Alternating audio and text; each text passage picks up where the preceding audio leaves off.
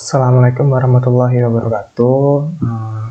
Kelompok kami yang beranggotakan Damal Saknavarino, Daniel Kiki Abianto, Erwin Martua Munte akan mempresentasikan hasil diskusi kami mengenai dimensi persepsi dalam lintas kultural.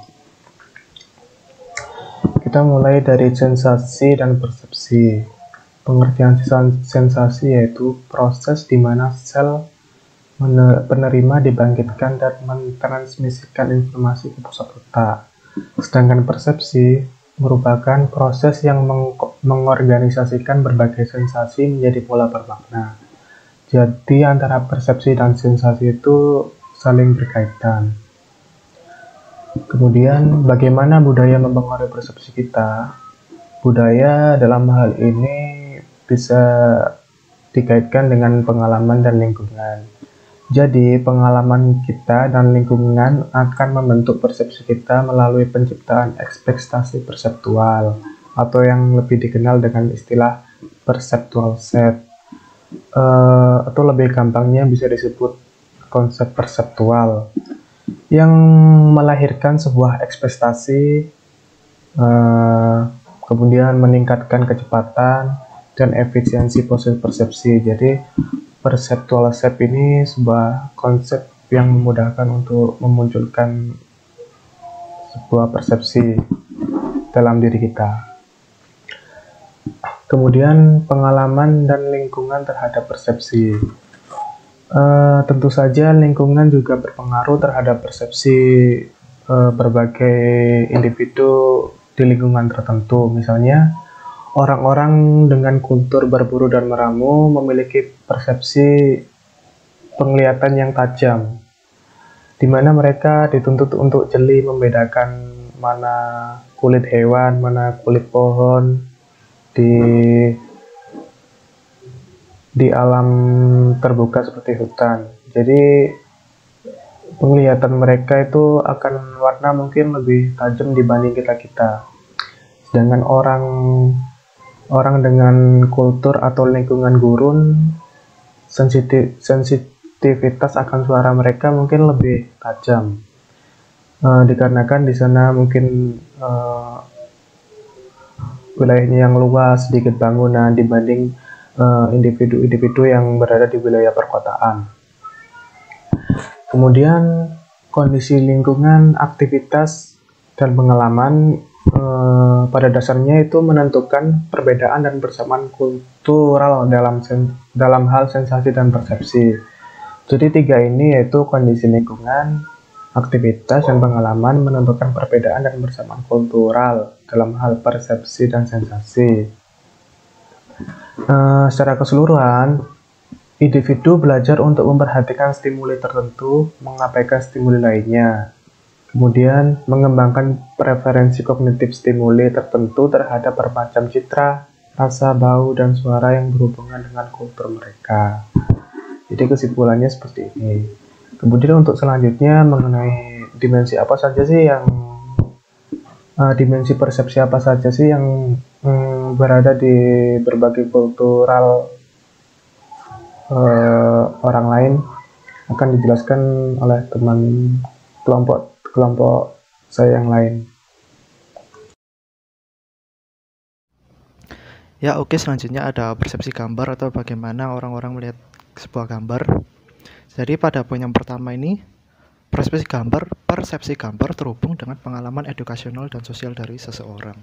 Nah, bagaimana bisa begitu? Jadi ada sebuah studi klasik terhadap sebuah kelompok di Ethiopia. Nama kelompoknya ini Mekan, atau cara bacanya Mekan atau Mekan. Jadi mereka itu ada keterbatasan akses ke sekolah formal dan juga sedikit paparan pada gambar-gambar ilmuwan yang menggunakan gambar yang detail dari binatang. Jadi para ilmuwan ini menelitinya dengan mengetes mereka menggunakan gambar-gambar hewan yang detail. Dan hasilnya itu subjeknya itu dapat mengidentifikasi hewan-hewan tersebut, gambar-gambar hewan tersebut, tapi beberapa saat setelah kayak didukung dan diberi usaha yang keras gitu. Jadi misalnya kayak anggap aja kasus lah, contoh kasus kayak mana yang harimau, mana yang macan. Bingung kan. Aduh, harimau yang kayaknya yang tutul. Bukan, yang garis. Loh, macan kan yang tutul. Nah, kurang lebih seperti itu. Mungkin loh ya. Kan saya juga kurang tahu. Terus juga apa ya, dalam studi lainnya yang meneliti bagaimana orang-orang di Afrika Selatan melihat, ini di sini nggak dijelaskan sih di bukunya, maksudnya subjek di Afrika Selatannya itu berapa banyak, tapi anggap aja apa ya, kayak jumlah normalnya lah, jumlah standar ya, anggap aja jumlah standar. Jadi studi lainnya ini meneliti bagaimana orang-orang Afrika Selatan menginterpretasi poster dan tanda. Kayak kurang tahu ya, poster dan tanda ini mungkin kayak tanda dilarang apa atau bagaimana gitu, atau mungkin ya poster, ya tahu kan poster itu kayak gimana, ciri-cirinya dan tujuan poster untuk apa. Dan ternyata angka misinterpretasi poster dari subjek yang ada di perkotaan dan lebih berpendidikan itu jauh lebih rendah. Jadi yang di perkotaan itu dapat mengidentifikasi dan tahu poster ini, oh poster ini tujuannya untuk ini, tanda ini untuk ini gini ya gitu. Dan yang di pedesaan justru angka misinterpretasinya itu jauh lebih tinggi, karena di pedesaan itu kurang berpendidikan. Dan juga ini dari Meissner dan Brigham pada tahun 2001, bukunya tahun 2001.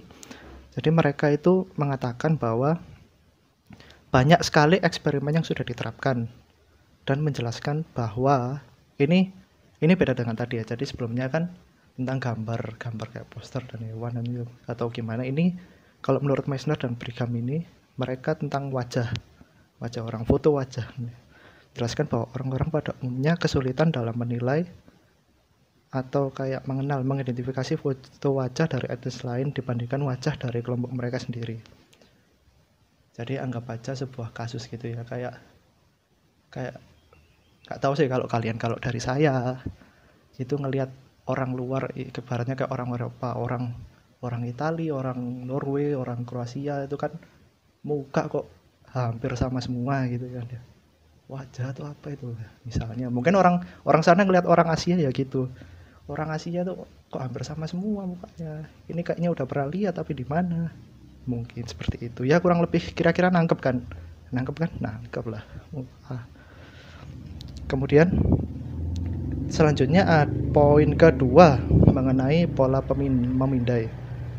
Jadi istilahnya scanning, terikat pada beberapa variasi budaya. Jadi pola memindai itu maksudnya kita melihat gambar dari mana ke mana, dan apa ya, kita gini, kita kan kalau membaca itu kan dari kiri ke kanan kan. Nah itu pola memindai kayak seperti itu. Jadi kita baca dari kiri ke kanan. Kalau orang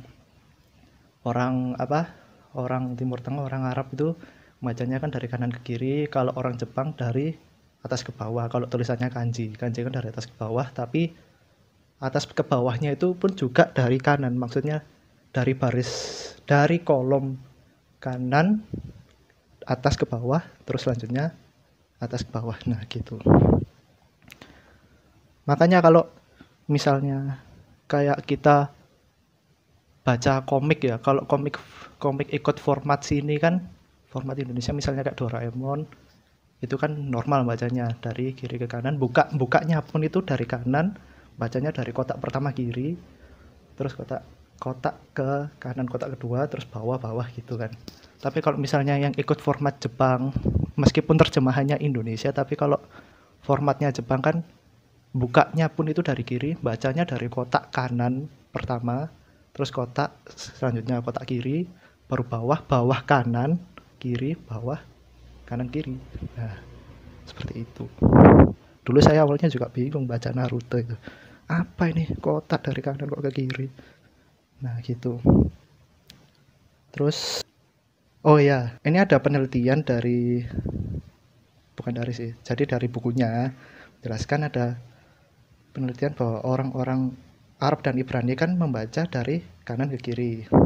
orang Ibrani. Tapi untuk pengecualian sebagai contoh dalam sebuah tes untuk meniru bentuk geometris, tahu kan kalau meniru bentuk geometris maksudnya kayak ini ada kotak, gambarnya dari mana? Nah itu gambar garisnya, mulai garisnya dari mana?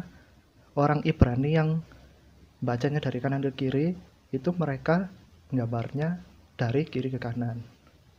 Ya, di bukunya dijelaskan seperti itu.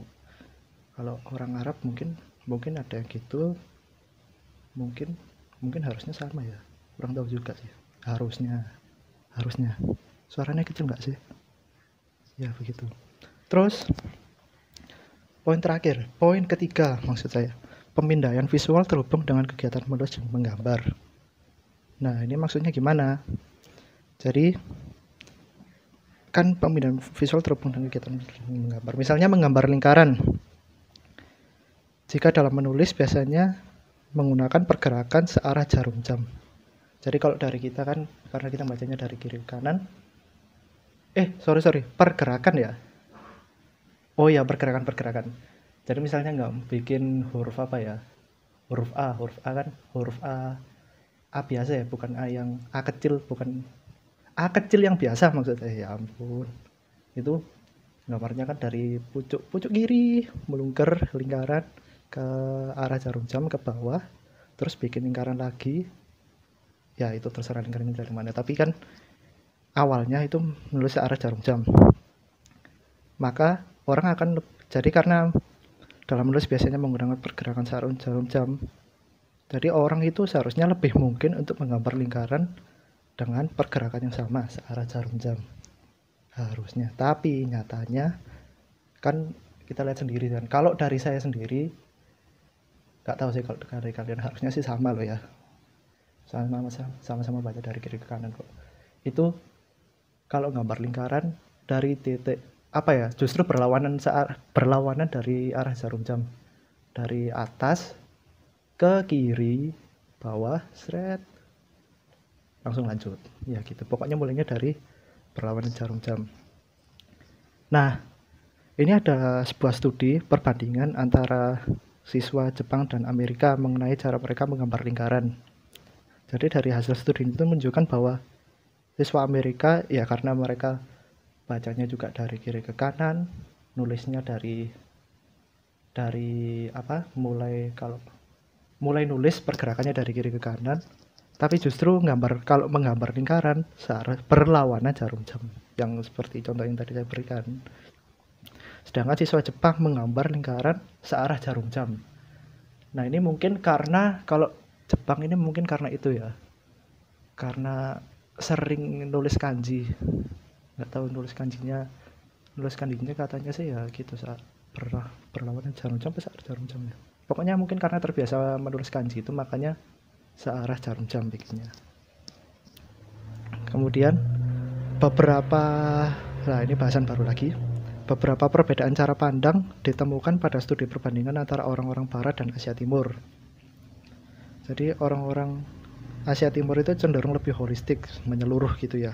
Orang Barat cenderung lebih analitik. Banyak studi menunjukkan bahwa orang-orang Asia, termasuk Cina, Jepang, dan Korea, lebih memperhatikan konteks dan latar belakang gambar yang mereka lihat daripada orang Barat yang cenderung untuk fokus pada figur sentral dari gambar. Ini menurut bukunya Ko dan kawan-kawan pada tahun 2011. Jadi sebetulnya ini bisa kita lihat kalau ibaratnya contoh orang Jepang ya, karena saya suka anime. Kan bisa dilihat kalau backgroundnya anime kayak Kimi no Na wa itu kan bagus loh. Animasinya bagus, gambarnya bagus. Justru yang mendukung filmnya, yang mengangkat filmnya selain jalan ceritanya karena latar belakangnya itu, latar tempatnya itu kan memang bagus. Kimi no Na wa, terus apa lagi ya, banyak rek anime bagus-bagus. Lihatlah anime. Terus nah orang Barat ini cenderung untuk fokus pada figur sentral dari gambar. Makanya kalau orang Barat gambar-gambarnya detail di orangnya kan, maksudnya kayak apa ya, kalau menurut sepengamatan saya loh ya, kalau di latarnya itu kayak ya udahlah gitu aja, yang penting ini bangunan ada, ya bukan artinya jelek, tapi nggak terlalu detail, tapi figurnya itu kan figur ibaratnya sentralnya orangnya itu detail kan, dibikin detail. Sebetulnya anime juga gitu sih, anime lebih bagus. Ya jadi ternyata penjelasan saya kelamaan ya. Saya percepat saja. Selanjutnya ada persepsi kedalaman. Nah, pada poin pertama ini persepsi kedalaman mengacu pada penataan sensasi dalam 3 dimensi. Meskipun citra di retina hanya 2 dimensi. Itu karena otak kita yang terbiasa dengan objek 3 dimensi, maka dapat melihat gambar yang sebenarnya 2 dimensi menjadi 3 dimensi. Contohnya seperti ini. Ini judul gambarnya Devil Trident. Ini kan aslinya gambarnya kan cuma garis-garis, tapi digambar sedemikian rupa sehingga menyerupai bentuk 3 dimensi. Kalau diperhatikan ini aslinya gambarnya kan bikin bingung kan, kayak yang daerah sini itu nggak ada garisnya, tapi kalau dilihat serasa 3 dimensi, serasa ada garisnya gitu kan. Nah, ini ternyata ada hubungannya dengan kognitif kita, maksudnya perkembangan kognitif gitu, kecerdasan. Jadi Deregowski dan Hudson berpendapat bahwa banyak orang yang tidak bersekolah formal atau belum pernah melihat gambar 3 dimensi loh ya, atau mungkin yang tidak terbiasa dengan gambar 3 dimensi tersebut menganggap bahwa gambar Devil Trident ini tidak membingungkan. Gambar garpunya itu nggak bikin bingung. Justru karena kita terbiasa melihat gambar tersebut, melihat gambar 3 dimensi, kita kan sudah punya udah istilahnya memori 3 dimensi, gambar 3 dimensi kan udah tersimpan di otak kan. Jadi melihat gambar ini kayak bikin bingung gitu. Meskipun gambarnya ini aslinya 2 dimensi ya, tapi karena dibikin sedemikian rupa menyerupai 3 dimensi ya jadinya bikin bingung kalau lihat gambar Devil Trident itu. Terus ya ini poin selanjutnya, ya seperti yang saya tadi bilang, secara keseluruhan persepsi gambar adalah kombinasi dari keterampilan kognitif. Jadi kalau mau ambil contoh gampangnya yang tadi, kalau ada orang yang terbiasa ya jadinya gak bikin bingung kalau lihat gambar tersebut. Kalau terbiasa ya gitu agak bingung. Ya selanjutnya ada persepsi warna. Jadi warna memiliki 3 dimensi psikologis universal. Itu ada hue, brightness, dan saturation. Jadi warna, kecerahan, dan saturasi. Jadi studi tentang preferensi warna menunjukkan bahwa wanita di berbagai negara cenderung memilih dan menyukai warna kemerahan seperti pink. Di sisi lain, pria lebih menyukai warna biru kehijauan. Ya begitu, kalau saya suka hitam. Nah ini kenapa preferensi warnanya seperti itu? Ini ada menurut Herbert Dunling pada tahun 2007 dalam bukunya Siraf dan Levi tahun 2012, itu preferensi warna seperti itu karena pengaruh evolusioner otak. Jadi perempuan itu kan karena dulu sering menangani tugas seperti mengumpulkan makanan seperti buah-buahan, warna buah kan macam kan, ada warna merah apel, ada tomat, ada ya lain-lainnya lah, karena tugas mengumpulkan makanan itu. Sedangkan otak pria cenderung disiapkan untuk berburu di lingkungan hijau dan redup di hutan gitu kan, warna hijau, dan karena ketutupan banyak daun dan pohon jadi redup kan, makanya suka warna biru kehijauan. Itu menurut Herbert Dunling tadi. Serta kemudian dalam sebuah studi lain ini mengenai bagaimana mereka melihat sebuah warna ya, konsep tentang warna. Jadi data dari 23 negara, kurang tahu negara mana aja, yang menunjukkan kesamaan lintas kultural. Jadi persepsi mereka terhadap konsep warna merah dianggap sebagai sesuatu yang menonjol dan aktif. Hitam dan abu-abu dianggap sesuatu yang buruk, sedangkan putih, hijau, dan biru dianggap baik. Begitu. Itu kalau tentang warna. Ya, sekian dari saya. Selanjutnya akan dijelaskan oleh Saudara Erwin. Terima kasih. Yang selanjutnya yaitu persepsi waktu. Di mana cara kita beberapa waktu itu mungkin ada kaitannya dengan tingkat kemakmuran. Sebuah studi menunjukkan bahwa orang-orang merasa tidak puas dengan semakin sedikitnya waktu yang mereka miliki ketika pendapatan mereka meningkat. Seperti yang dilakukan Hermes dalam analisis lintas kultural terhadap orang di Amerika Serikat, Jerman, Australia, dan Korea Selatan. Ia menemukan bahwa di antara kultur-kultur tersebut, Orang mengekspresikan ketidakpuasannya atas kurangnya waktu yang mereka miliki seiring naiknya pendapatan. Yang kedua yaitu persepsi kecantikan. Banyak kemiripan persepsi dan apresiasi keindahan yang dijumpai dalam kelompok kultural yang berbeda meskipun ada perbedaan kondisi sosioekonomi. Sehingga apa yang dianggap indah tidak terbatas pada wilayah geografis atau di antara kelompok etnis tersebut.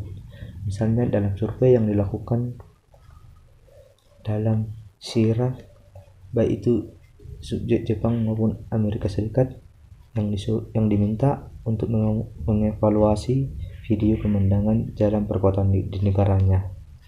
Di antara negara kedua tersebut bahwa Jepang maupun AS lebih menyukai pemandangan yang bersih dan lebih sedikit kendaraan. Yang ketiga yaitu persepsi musik. Secara umum, kesamaan dalam anatomi dan fisiologi organ sensorik manusia dan sistem saraf menunjukkan bahwa impresi sensorik dan transmisi melalui sistem persepsi pada dasarnya sama. Orang-orang mungkin melihat suatu hal itu bagus atau jelek secara berbeda-beda karena faktor budaya yang mempengaruhi persepsi estetika kita. Seperti seni musik pada suku Jawa lebih lembut dan halus yang terlihat dari musik gamelannya. Sementara seni musik suku Batak lebih memiliki ritme yang kuat seperti pada pertunjukan gendang dalam musik Batak. Dalam kedua suku ini dalam mempersihkan musik bahwa orang-orang Jawa mungkin melihat suatu hal itu bagus dari sisi kelembutan dan halus musiknya. Sementara pada suku Batak mungkin orang-orang melihat suatu hal itu bagus dari pertunjukan gondang yang memiliki ritme yang kuat.